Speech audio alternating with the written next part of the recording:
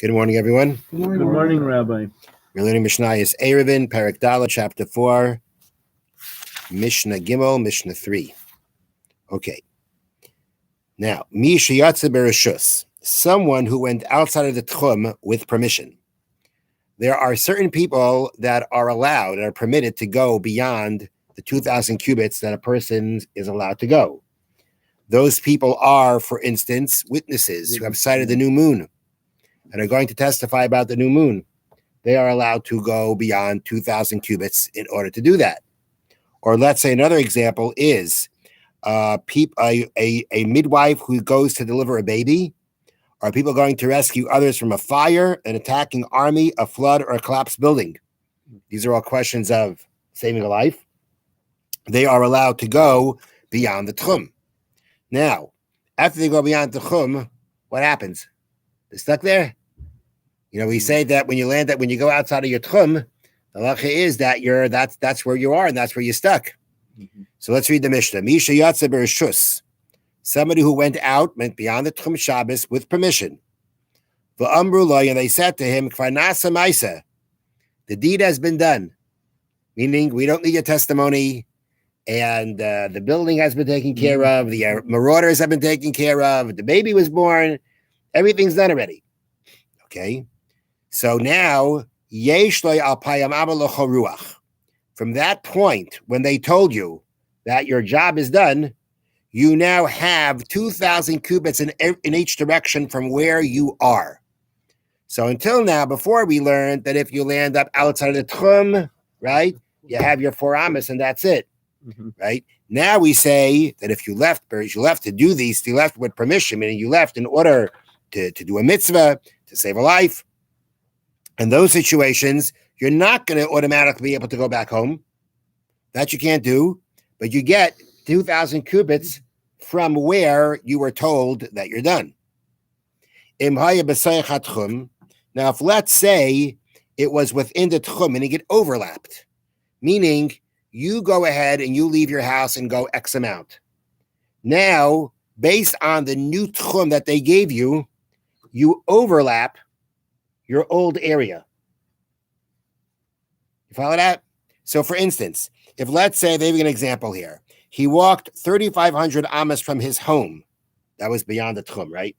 He went beyond the Tchum. 3,500 amas from his home before discovering that his services were no longer needed. Since he now has a new Tchum, 2,000 cubits from where he is, he can walk back 2,000 amas in the direction from which he came.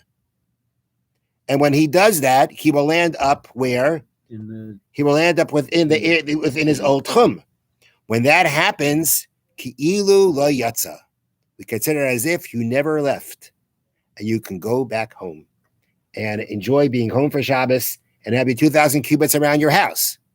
Now, once you go back home and you get your old 2,000 cubits, the new area that was given to you, that was theoretically given to you before, you lose. But right now, because of the fact that with the new 2,000 cubits, you overlapped into your old Tchum, which means you can go back into your own Tchum, been able to get home if not for this new leniency, but you get back into your Tchum, then we say once you're back into your Tchum, it's as if you never left the Tchum, and you can go home and now enjoy your 2,000 cubits from around your house. For all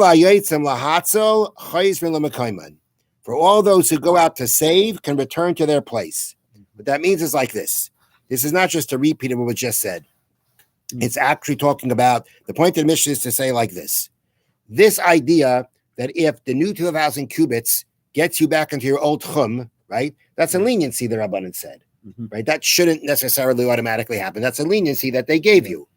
And we find other times leniencies regarding people who went out of the Tchum for the purposes of doing a mitzvah.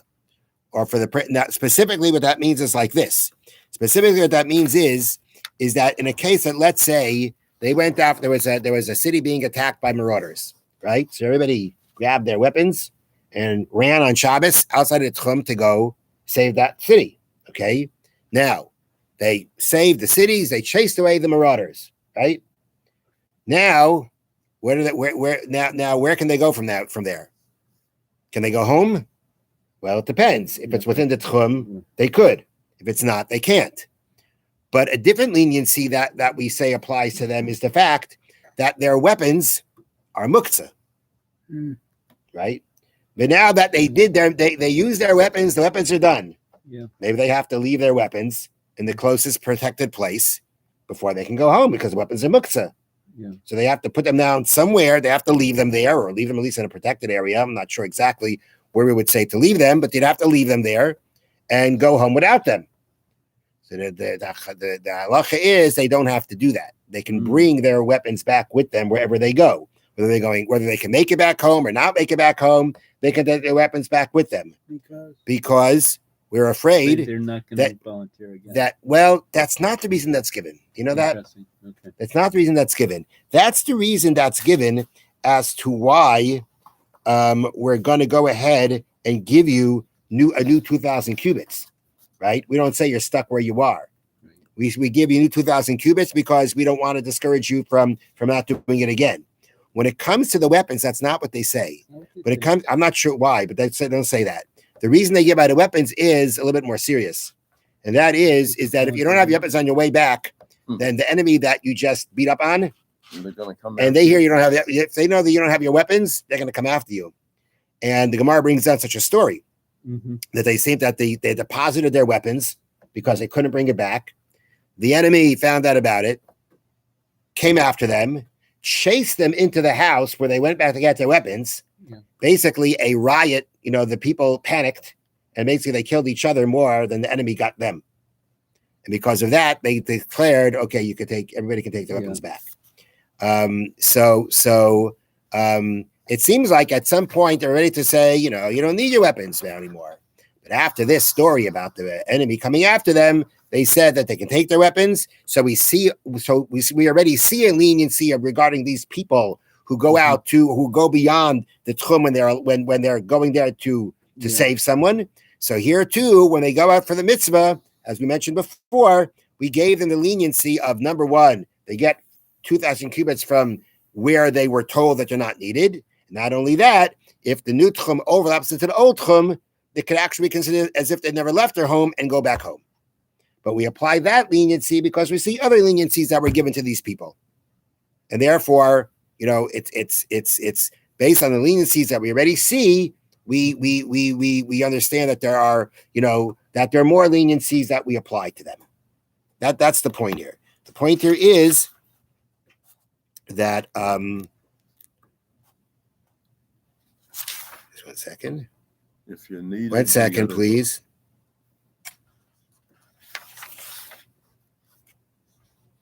Okay. Right.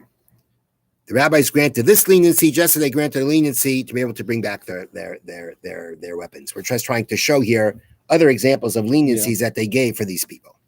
Have a wonderful day. Thank you, Rabbi. Thank you, Rabbi. Now,